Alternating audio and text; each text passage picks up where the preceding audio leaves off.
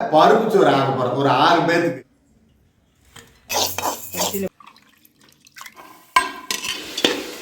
நெய் 2 ஸ்பூன் ஊற்றிக்கலாம். சாப்பிட்டு பார்க்கலாம் வாங்க. ஸ்மூத்தாக இருக்குங்க சாப்பாடு. டிஜிட்டல் திண்டுக்கல் அவார்டில் கலந்துக்கிட்டோம்.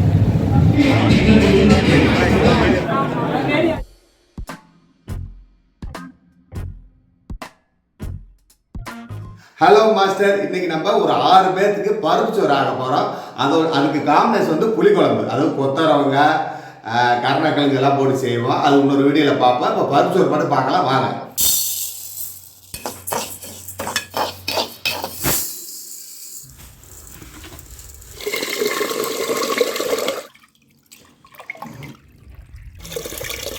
அடுப்பு பற்ற வச்சாச்சு, குக்கரை வச்சுக்கலாம். ரீஃபண்ட் ஆயில் 150 மில்லி ஆட் பண்ணிக்கலாம். பட்டை 5, ஏலக்காய் 5, கிராம்பு 5, ஸ்டார் அனாஸ் ஒன்று, ஒரு பிரிட்ஜ் இலை, அப்படியே தாளிப்பு. ஏலக்காய் பொரிஞ்சிருச்சு. 100 பல்லாரி வெட்டி வச்சுருக்கேன், ஆட் பண்ணிக்கலாம். பெரிய வெங்காயம்,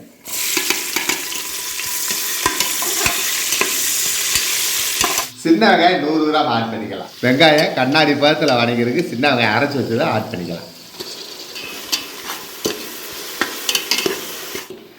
சின்ன வெங்காயம் லைட்டாக வணங்கிருச்சு. இஞ்சி 25 கிராமு, பூண்டு 75 கிராம், ஆக மொத்தம் 100 கிராம் ஆட் பண்ணிக்கலாம்.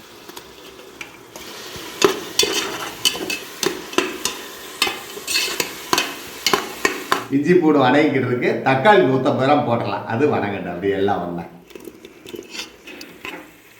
இஞ்சி பூண்டு தக்காளி எல்லாம் வணங்கிருக்கு. அதுக்கு முன்னாடி ஒரு 3/4 மணி நேரத்துக்கு முன்னாடி 1 கிலோ வீட்டு சாப்பாடு அரிசிங்க, புழுங்கரிசி ஊற போட்டிருக்கோம். அதோட 100 கிராம் பாசி பருப்பு வறுத்து அதையும் ஊற போட்டு 2 கல் எடுத்து ஊற போட்டிருக்கோம்.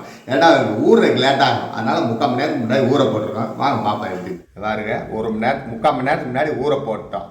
அப்படியே ஊறிக்கிட்டு இருக்குங்க. பாசி பருப்போட வறுத்துருக்கோம். பாசி பருப்பு தெரியுதுங்களா, நல்லா மணமாக இருக்கும். வாங்க பாப்போம் எப்படி. இப்போ நம்ம உப்பு ஆட் பண்ணிக்கலாம். ஒரு 30 கிராம்.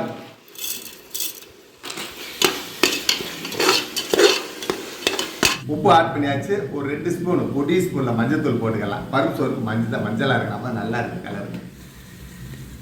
1 2 ஸ்பூன் புதினா, 1 கைப்பிடி மல்லி, 1 கைப்பிடி பச்சை மிளகா 6.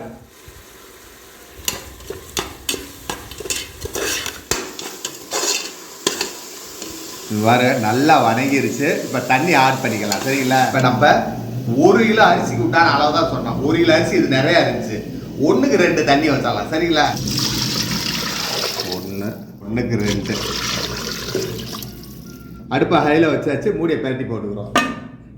மூடியை பரட்டி போட்டாச்சு. கொதி வந்தோட்டி அரிசியை அப்படியே வடித்து கொட்டினா பருப்பு சோறு ரெடிங்க. ரெடிஸ்லாம் அதை ரெகுலராக நாங்கள் செஞ்சு சாப்பிட்றது. இது ஃப்ரீயாக இருக்கும்போது.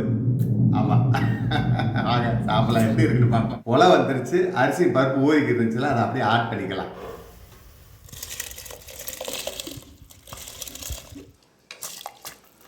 ஒரு சின்ன எலுமிச்சம்பழம் ஒன்று ஆட் பண்ணிக்கலாம்.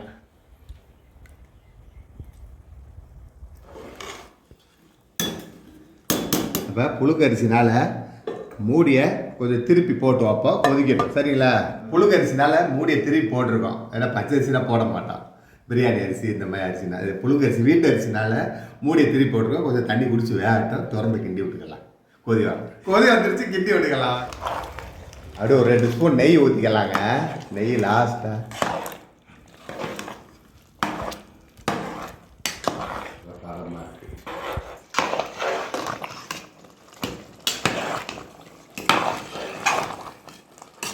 நெய் 2 ஸ்பூன் ஊற்றிக்கலாம்.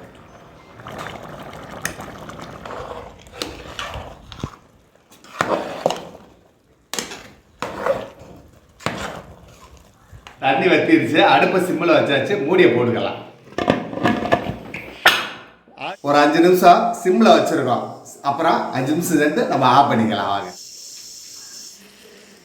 5 நிமிஷம் ஆயிடுச்சு. இப்போ அடுப்பை ஆஃப் பண்ணிக்கலாம். ஒரு 15 நிமிஷம் சேர்ந்து தம் உடச்சிக்கலாம். வாங்க, பருப்பு சோறு தயார்.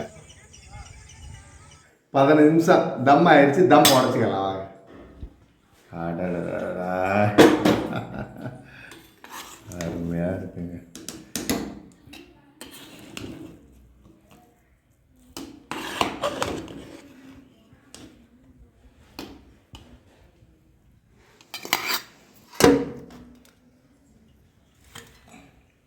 டெக்கரேஷன் பண்ணி தமிழமும் ஃபோட்டோ எடுத்தாச்சு. சாப்பிட்டு பார்க்கலாம் வாங்க. குழம்பு புளி குழம்புங்க.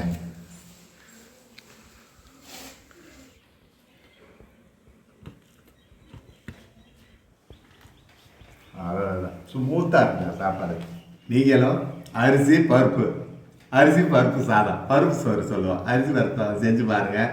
வேறு லெவலாக இருக்கும். சும்மா ஃப்ரீயாக இருக்கும்போது செய்கிறது இது நல்லா அருமையாக இருக்குங்க. ஈஸியாக சிம்பிளாக செஞ்சோம். அந்த வெண்டைக்காய் புளி குழம்பு சூப்பராக இருக்குங்க. அடவை இல்லை முட்டை ஒன்று அவிச்சு வச்சுருக்கோம். இதே மாதிரி நீங்களும் அரிசி பருப்பு சாதம் செஞ்சு பாருங்கள். நெக்ஸ்ட் வீடியோவில் சந்திப்போம். நன்றி.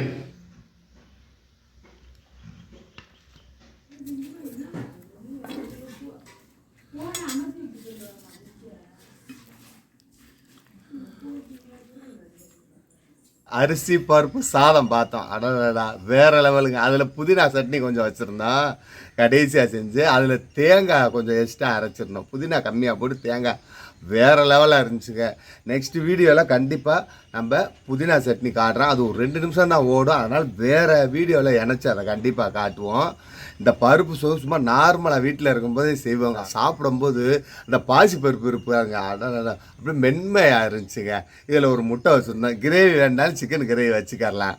புளிக்குழம்புல இன்னும் நீங்கள் கருணக்கிழங்கெல்லாம் கிடைக்கல. இல்லை எல்லா காயுமே போட்டு அந்த புளிக்குழம்பு வைப்போம். இந்த பருப்பு சோறுக்கு அவ்வளோ அவைலபிளாக சூப்பராக இருக்குங்க. டிஜிட்டல் திண்டுக்கல் அவார்டில் கலந்துக்கிட்டோம். அந்த ஃபங்க்ஷனில் நிறைய திண்டுக்கல்லில் இருக்க அனைத்து யூடியூப்பரும் கலந்துக்கிட்டாங்க. அந்த வீடியோ எங்கள்கிட்ட இருக்குது. கொஞ்சம் லேட்டாகும் எடிட் பண்ணுறதுக்கு. கூடிய சீக்கிரம் அப்லோட் பண்ணுவோம். பாருங்கள், மறக்காமல் பாருங்கள். நிறைய பேர்த்த சந்தித்தோம். உண்மையிலே எனக்கு மன நிறைவாக இருந்துச்சு. ஒரு எப்படி ஒரு 5-6 மணி நேரம் அந்த நிகழ்ச்சி நடந்துச்சு. உண்மையிலே அந்த நிகழ்ச்சி போனதே தெரிலங்க. எங்களுக்கு பெருமையாக இருந்துச்சு. எங்களுக்கு உண்மையிலே மென்மேலும் அடுத்தடுத்து இந்த அவார்ட் ஃபங்க்ஷனில் கலந்துக்கிறது ரொம்ப ஆர்வமாக ஆவலாகவும் இருக்கும். கண்டிப்பாக பாருங்கள், அந்த வீடியோவும் பாருங்கள். அப்புறம் AMA Bahruddin master vlog channel ஒன்று ஆரம்பிச்சிருக்கோம். அதை ஷேர் பண்ணுங்கள், சப்ஸ்கிரைப் பண்ணுங்கள், லைக் பண்ணுங்கள். இந்த நம்ம சேனலையும் சப்ஸ்கிரைப் பண்ணாட்டியும் புதுசாக இருந்தீங்கன்னா லைக் பண்ணுங்கள், சப்ஸ்கிரைப் ஷேர் பண்ணுங்கள். நன்றி.